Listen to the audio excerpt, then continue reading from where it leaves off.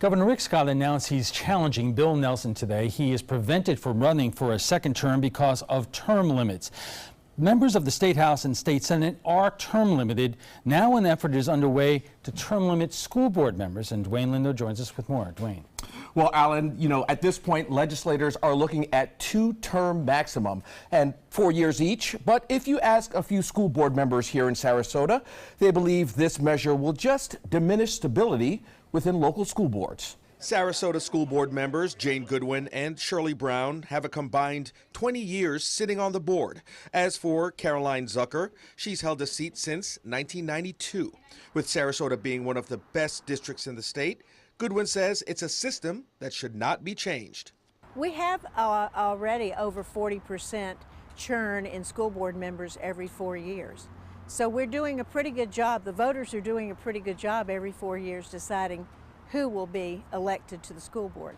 But starting in November, that may all change. Under a proposed constitutional amendment, school board members would be limited to 2 terms and 8 years in office. It just has to go through Florida's Constitutional Revision Commission for the green light to be on November's ballot.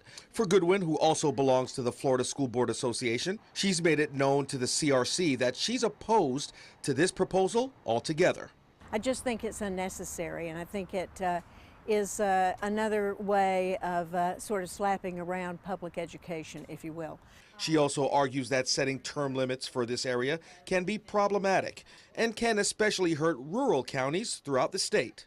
They have a very small population, small school population, and they would have a hard time finding people in terming out to run for those positions. Shirley Brown shares the same sentiment. She admits 2 terms of 8 years is a long time, but feels there should be some stability with who's making the big decisions when it comes to schools and children. It's great to have institutional memory. I think when someone comes on the school board, there's always that time in the beginning, and I say it's at least the first year, where you're working through things. You're trying to know who your friends are and who aren't, and who you can trust. That takes some time. Brown sees it as another shot in killing the public school system. I think that the legislature and the people that they've appointed to the Constitution Revision Commission are attacking public schools. They go death by 1,000 cuts. I think this is just another one of them.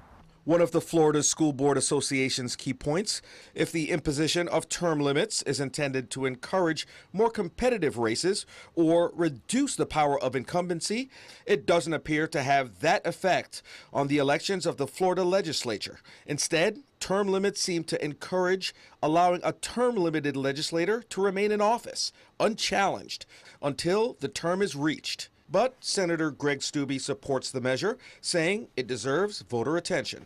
I think bringing some fresh blood with new ideas in, just like we have term limits at the state level, and gives other people the opportunity to serve.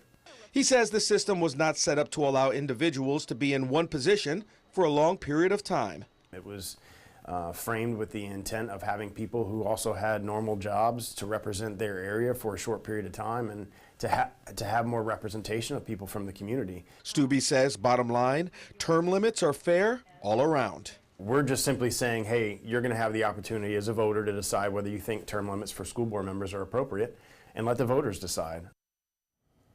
Now this measure will return to the CRC, where it must win support from at least 22 commissioners to be placed on the November ballot. Dwayne, thank you. In the moment, there are no term limits at the Trapezoid. A member of the Sarasota School Board, a state senator, and the education reporter for the Herald Tribune. Stay with us.